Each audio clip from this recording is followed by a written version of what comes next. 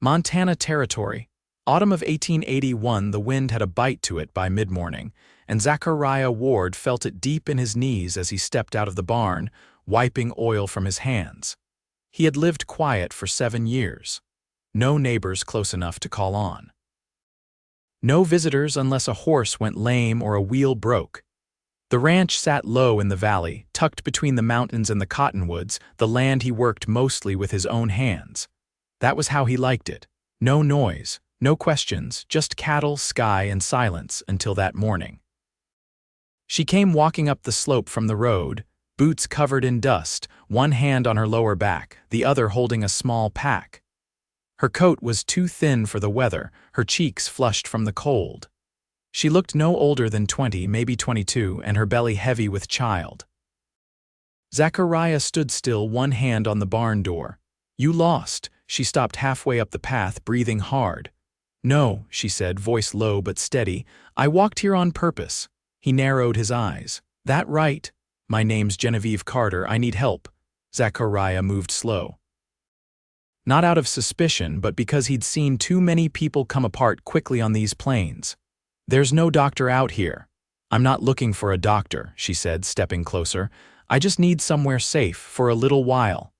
Zachariah looked at her belly. "Your husband know where you are?" Genevieve's jaw tightened. "There is no husband," he nodded once. "You hungry?" She blinked fast, like she had not expected kindness. "Yes." He opened the door and stepped aside. "Come in, then." Genevieve followed him into the cabin. It was small, with a stone hearth and a table made from old pine boards. Everything inside was neat, quiet, lived in. She stood near the fire while he ladled stew into a bowl. "You can sit," he said, setting it on the table. She eased onto the chair with a soft sound of pain, then ate like she had not eaten in days. Zachariah sat across from her, hands folded. "Where you coming from?" "South, near 3 Forks. That's a long walk." "I took a wagon part of the way, then someone tried to trade me for whiskey." "I left," he nodded again, slow, "and now you're here. I heard about you from a woman in town, said you do not talk much, but you do not hurt people neither." "I do not." She looked at him then, really looked. "So what's your story?" Zachariah leaned back in the chair. "There is no story. I just work cattle and keep to myself." Genevieve did not press. She just ate and watched the fire. That night he gave her his bed and slept in the barn. She did not argue. The next day she asked if she could help with the chores.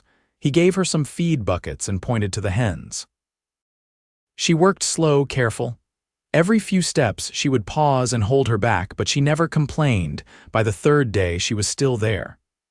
"Do you want me gone?" she asked, standing at the fence while he mended a post. Zachariah looked up. "No, I do not want to be a burden." "You are not." She walked closer. "I could pay you. I have a ring, my mother's. Keep it." She tucked her hands into her pockets. "You always this kind?" Zachariah tied off the wire. "No, just to people who need it." Genevieve watched him a long minute. "You do not ask many questions." "I figure you'll tell it when you're ready," she nodded. That evening they sat by the fire. She watched the flames, one hand resting on her belly. "I had a brother once," she said. "He died in the war. After that, my father drank until he could not see straight.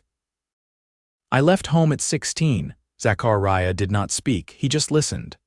"The baby's father was a cattleman. I worked for him, cooking mostly. He said he loved me. Then he found out I was pregnant and told me to get out." Zachariah's jaw clenched. He stared into the fire, silent. Genevieve looked over at him. "Why are you out here alone?" Zachariah rubbed his thumb over the edge of the chair. "Used to have a brother too, younger. He did not make it back from the war. Parents died not long after. I tried town life a while, but it never fit. And women," he shook his head. "None who wanted quiet." Genevieve smiled, small. "I do not mind quiet." A week passed. Then too, Genevieve's belly dropped lower. She started to move slower, breathe heavier. Zachariah built a cradle from scrap wood and left it by the hearth without saying a word. She saw it and cried when she thought he could not hear her. One night after supper she stood by the door looking out at the stars. Zachariah came up beside her. "I do not know what I am going to do after," she said. "You can stay." She turned to him, eyes wide. You mean that? I do, her voice shook. Do you want someone to come home to? Zachariah looked at her then, really looked. Her eyes were tired, yes, but strong. She had survived more than most, so had he? Yes, he said. I do, she stepped into him, resting her head on his chest. He wrapped his arms around her, careful of her belly. They stood there a long while, just holding on. Neither of them said the word love. They did not have to. It was already growing, slow and steady, like the land they stood on. By mid-November, the aspens had shed the last of their leaves, and the cold came down from the mountains in earnest. The mornings turned brittle frost webbing across the cabin windows before the sun rose, brittle enough that breath curled white inside the house until the stove caught. Zachariah lit it before Genevieve stirred, his movements quiet, practiced. He did not look at her while she slept, but he knew the shape of her rest now, how she curled slightly on her side, one hand always on her middle, as if by instinct. She made no sound when she dreamed. He stacked more wood beside the stove and set a pan of water to warm. Outside, the sky was pale blue and empty, the kind of sky that promised snow before long. Genevieve came into the room wrapped in one of the quilts, her hair still mussed from sleep. I heard an owl last night, she said, settling into the chair near the fire. Zachariah poured warm water into a basin and slid it across the table. Barred owls been nesting down by the creek. They've got a call you can't mistake. I thought maybe something had died. He glanced at her. Often does this time of year. She dipped a cloth into the basin and pressed it to her face. I don't think I've ever been anywhere this quiet. Zachariah sat down across from her, elbows resting on his knees. Takes getting used to, but it listens back if you let it. She tilted her head. What do you mean? Silence. It's not empty. It holds things. Genevieve looked at the fire. I want to believe that. That afternoon, Zachariah hitched the sled instead of the wagon, the ground too hard for wheels now, and went to fetch feed from a neighbor 3 miles north. He left her with an oil lamp, his rifle propped by the door, and a promise to be back before nightfall. When he returned, the light was already gone from the sky. Smoke curled from the chimney, steady. Inside, the cabin was warm, and she was sitting at the table, her hands busy with cloth and thread. I found a few scraps in that trunk you said I could look through, she said, holding up the stitchwork. Wasn't sure if you'd mind. He took off his gloves and stepped closer. What is it? Blanket for the baby. He looked at the uneven squares, the pale blues and faded reds stitched together. You've got a good hand for it. I didn't. Not when I started, she said, smiling faintly. But my mother taught me to keep doing a thing, even when it comes slow. Zachariah reached for the kettle. Your mother teach you anything else? Plenty, she said, then paused. She used to say that sometimes a thing doesn't have to be perfect to be worth keeping. He poured the hot water into 2 mugs. Sounds like a woman who knew hard winters. Genevieve took the cup he offered and held it close. She did. Most folks don't last long where I come from. Not if they can't bend some. Zachariah sat across from her. You think you'll want to raise the child here? She looked up sharply. You mean on this land, with you? I do. Genevieve held his gaze for a moment. You're not the kind of man I expected to find out here. What kind did you expect? Someone meaner or more broken? Zachariah's voice was low. Maybe I was once, maybe we both were. Outside, wind scraped along the eaves. Inside, the fire crackled and held. Later that night, she stepped out to the porch while he cleaned the lantern glass. When she returned, her cheeks were pink from the cold, her coat drawn tight. There's snow coming, she said, brushing her fingers along the windowsill. He set the lantern down. You feel it in the air, in my bones, and in the way the world goes still before it falls. They stood in the hush of the cabin, the kind of pause that didn't need filling. Genevieve moved closer, her hand finding his. I know you said I could stay. But I want to know if you want me to. Zachariah didn't answer with words. He just brought her hand to his chest, let her feel the steady rhythm there, and then kissed her forehead, slow and sure. She leaned into him, and for the first time since she'd arrived, she let herself rest fully against someone. They stayed like that long after the fire burned low. The first snow came during the night, soft and soundless. By morning, the world outside the cabin was pale and still, the hills wrapped in white beneath a sky the color of pewter. Zachariah stepped out early, breaking a path to the barn with his boots. The cold clung to his beard, and his breath rose in clouds as he checked on the animals, tightening the latches and brushing snow from the troughs. Inside, Genevieve folded one of the blankets they'd kept near the hearth. She moved slower now, her steps measured, each breath drawn deeper than the last few days. When she heard the door open, she turned from the window. "Will it hold for the week?" Zachariah hung his coat by the door, nodding. "Sky's thick enough for it." "I'll bring in more wood after breakfast." She rubbed the base of her neck. "I'd like to try baking today, if you've still got that tin of soda you mentioned." He stepped to the shelf beside the stove and pulled out the small blue tin without a word, setting it on the table. "Use what you need." Genevieve brushed her hand across the lid. "I never did much of it before, not with any real care, but lately I've been thinking I want the baby to grow up knowing how things smell when they're rising in the oven." Zachariah leaned against the table, arms crossed. "What else you want the child to know?" She looked up. "That they're safe, that quiet doesn't mean loneliness, that their mother did more than just survive." Zachariah's eyes didn't leave hers, and their father, Genevieve's voice caught. "I didn't think there'd be one, not really." "Not after everything." He reached out and touched her wrist, just briefly. "There will be." Later, while she worked the dough with short, careful motions, Zachariah lifted the trapdoor in the floorboards and brought up 2 jars of apple preserves. He set one beside her without speaking, then returned to the fire, stoking it with a fresh split of pine. She glanced over. "Is there anything you're still afraid of?" His hands slowed. "Losing something I let myself want." Genevieve pressed her palm flat to the dough. "Then we're even." They didn't speak again until the biscuits were done. She pulled them from the stove with a folded cloth, the smell warm and sharp in the air. She set 2 on a plate and brought them to the table. Zachariah bit into the first one, chewing thoughtfully. "You sure you never baked before?" Her brows lifted. "You saying that's good?" He nodded. "Just enough salt, not too soft. You did it right." She sank into the chair across from him. "I never had someone to feed before who noticed that sort of thing. You got one now." That afternoon, the snow deepened. Zachariah fixed a broken hinge on the chicken coop while Genevieve sat on the porch wrapped in a shawl, sewing a hem that had torn loose. She didn't speak, but her eyes followed him with a quiet steadiness.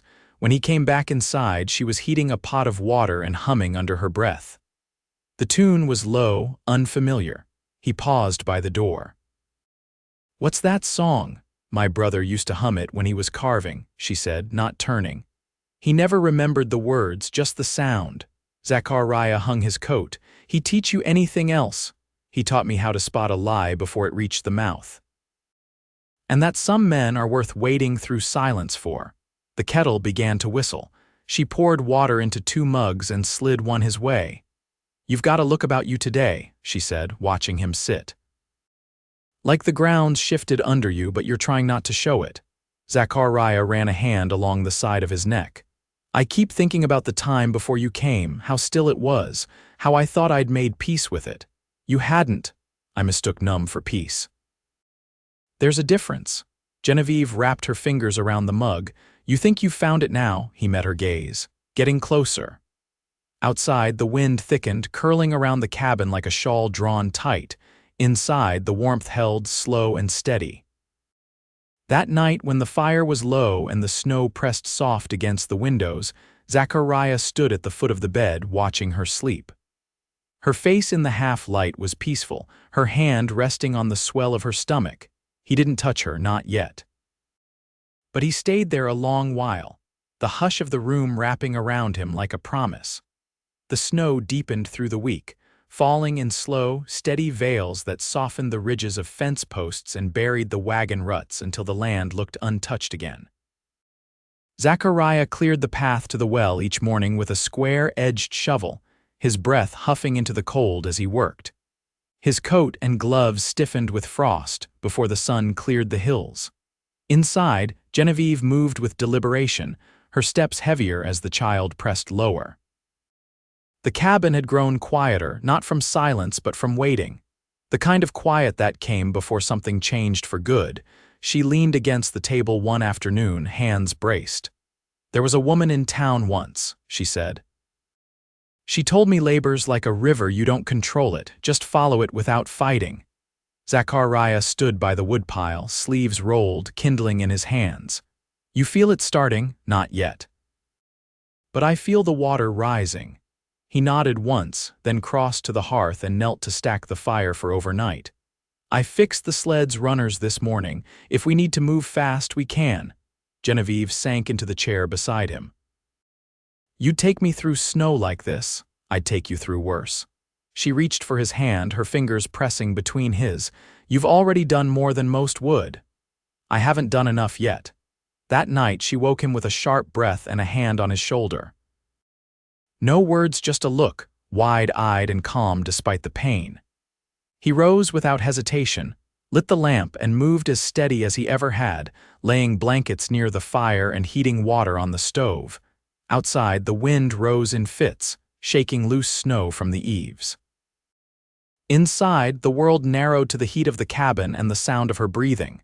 "Don't leave me," she said, voice low and strained. "I won't," he said, kneeling beside her. "You're not alone." She gritted her teeth through the next wave, her hand crushing his. Hours passed in pieces, wet cloths, murmured words, the slow climb of pain toward something larger than either of them. Before dawn, the child came, slick with warmth and color and life. Genevieve wept when she heard the first cry, and Zachariah wrapped the baby in a soft cloth and held it close, his hands gentler than they'd ever been. "It's a girl," he said, voice hushed. Genevieve smiled through her tears, reaching for the bundle. "She's got your jaw. She's got your fire." They named her Clara after Genevieve's grandmother. No ceremony, just soft words between them and the hush of snow outside. In the days that followed, Zachariah kept a fire burning high and steady. Genevieve rested on the cot near the hearth, the baby tucked against her chest. He learned the rhythm of her cries, the way she turned toward warmth and stilled when his hand touched her back. One morning, Genevieve watched him rock the child gently in the crook of his arm. "You were made for this, weren't you?" she said. He looked up, startled by the softness in her voice. "Never thought I was made for much." "You were made to stay, to carry what others drop." Zachariah sat beside her, the baby between them. "I never thought I'd want to build anything again. But you do now," he nodded. "I want to raise her with you, on this land, with nothing loud but the wind." Genevieve reached up, her fingertips brushing his cheek. "Then let's build it slow, no promises we can't keep. Just days stacked on days." He leaned down, his brow resting against hers. "Days stacked on days," he whispered. Outside, the snow began to melt in slow rivulets down the slope, the first thaw of spring beginning beneath the frozen ground. Inside, the three of them sat close, wrapped in a quiet that was no longer empty. It was home now. Earned, not given, built from silence and fire and the long, patient work of love. By the time the thaw reached the high ridges and the creek ran fast with meltwater, Clara had grown into the weight of her name. Her eyes were sharp now, the color of wet bark, and she had a way of quieting when she was in Zachariah's arms that Genevieve never questioned. She only watched them, her lips parted in wonder, as though witnessing something she'd never believed could exist for her. The days lengthened. The land, once blanketed and still, began to breathe again. Pale green shoots pushed through the earth near the porch, and the cottonwoods along the lower slope unfurled their first silver buds. Zachariah turned the soil behind the barn in slow, deliberate rows, the wooden plow groaning as he guided it through the softened ground. Genevieve stood nearby with Clara wrapped close across her chest in a sling she'd sewn from leftover muslin. "Feels like the land's waking up," she said, brushing a strand of hair from her cheek. Zachariah looked up, his shirt clinging to his back, sleeves rolled to the elbow. "It is." "Same as us." Genevieve tilted her head. "You think we were sleeping?" No, he said, adjusting the harness. I think we were holding still till we knew we could breathe again. That evening, after Clara had been fed and swaddled, Genevieve brought out a worn ledger from the shelf above the hearth. She laid it flat on the table and opened to the first faded page. My brother used to keep a list of every harvest, she said. Even the poor ones. Said truth was easier to live with when it was written down. Zachariah leaned forward, his eyes scanning the page.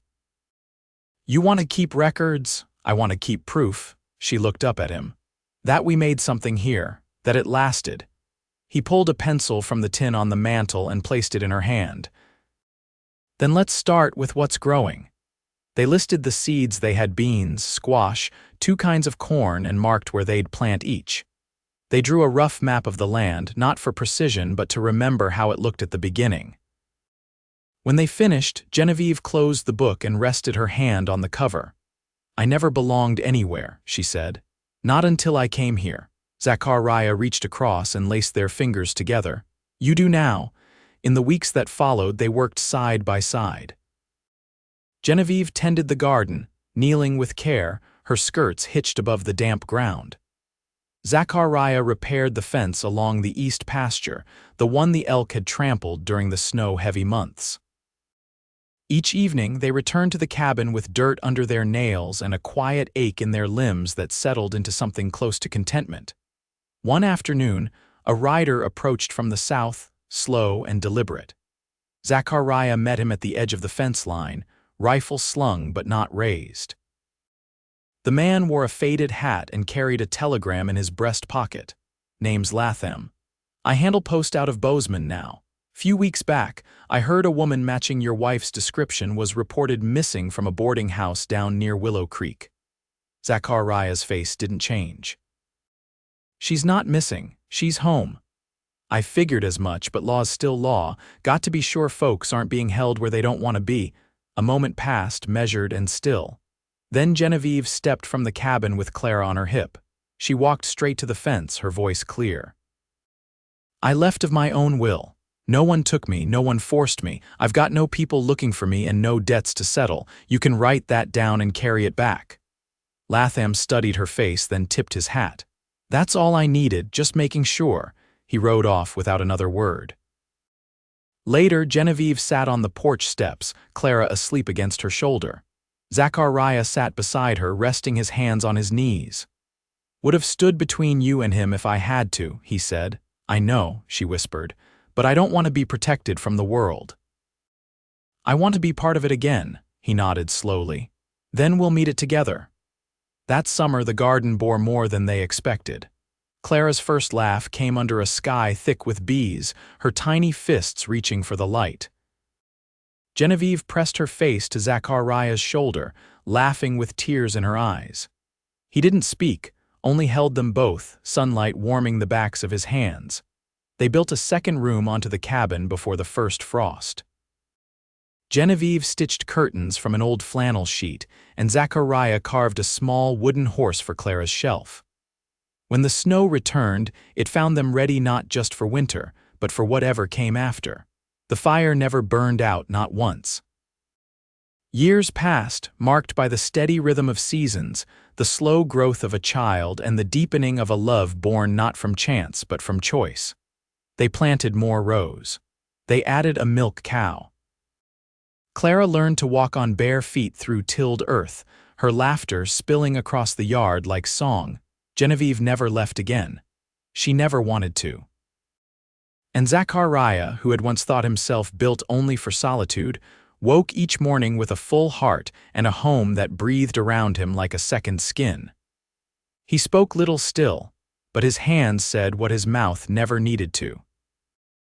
On the morning Clara turned 5, Genevieve looked out over the land they'd tended together and turned to Zachariah with a smile that reached all the way through her. You gave me a life I never imagined. He drew her close, his hands rough against her back, his voice low and certain. We built it and we'll keep building as long as it holds us. And it did. Through every new spring, every winter's hush, every gentle sunrise that followed the long dark, together they lived not in fear or in memory but forward, solid, whole, and loved without question.